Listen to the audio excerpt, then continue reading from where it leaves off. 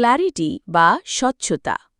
Motivational story Billal Raju, প্রকাশকাল 07-08-25। বন্ধুরা, আপনি ছাত্র বা বেকার, চাকরিজীবী বা ব্যবসায়ী, রাজনীতিক বা সংগঠক যাই হন না কেন, সবার আগে আপনাকে ভালো কমিউনিকেশন স্কিল্ড ভালো জানা থাকতে হবে যোগাযোগ ব্যবস্থা। আর ভালো কমিউনিকেটর হয়ে উঠতে হলে কমিউনিকেশনের 7C জানতে হবে। আজকে আমি 7C এর পঞ্চম সি নিয়ে কথা বলি।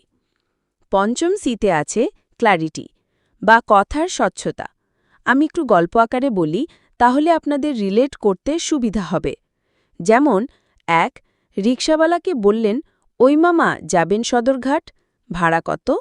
সে বলল, দিয়েন মামা, যা ভালো হয়।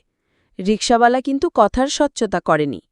আপনি গেলেন, ভাবলেন ৮০ টাকা ভাড়া, ১০০ টাকা দিয়ে দিই। এবার রিকশাওয়ালা বলল, মামা এটা কি দিলেন, ১৫০ টাকা ভাড়া হয়, যেই জ্যাম ঠেলা এলাম। এবার ওর সাথে কিছুক্ষণ তর্কাতর্কি করলেন এবং আরও ২০ টাকা দিলেন। মাঝখান থেকে ৪০ টাকা বেশি দিলেন, ঝগড়া করলেন, ফাও। ২ আপনি যদি কোনো বাসে উঠেন আর নতুন হন, ৩০ টাকার ভাড়া ৪০ টাকা নিবে।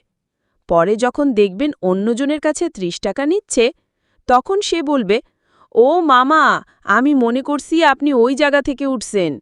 আপনি যেখান থেকে উঠছেন তার ২ স্টপেজ পিছনে থেকে বলবে, কারণ সে ভাড়া বা জায়গার ক্ল্যারিটি করেনি। ৩ এই যে আমরা স্বামী স্ত্রী ভাই বোন বন্ধুবান্ধব আত্মীয়-স্বজন মনোমালিন্য ঝগড়াঝাটি হয়, এর মূল কারণ হল একজন নিজেকে বুঝাতে পারেনি, আরেকজন সঠিকভাবে তাকে বুঝে নিতে পারেনি। আল্লাহ পাক সবাইকে শুভ বুদ্ধি দান করুন।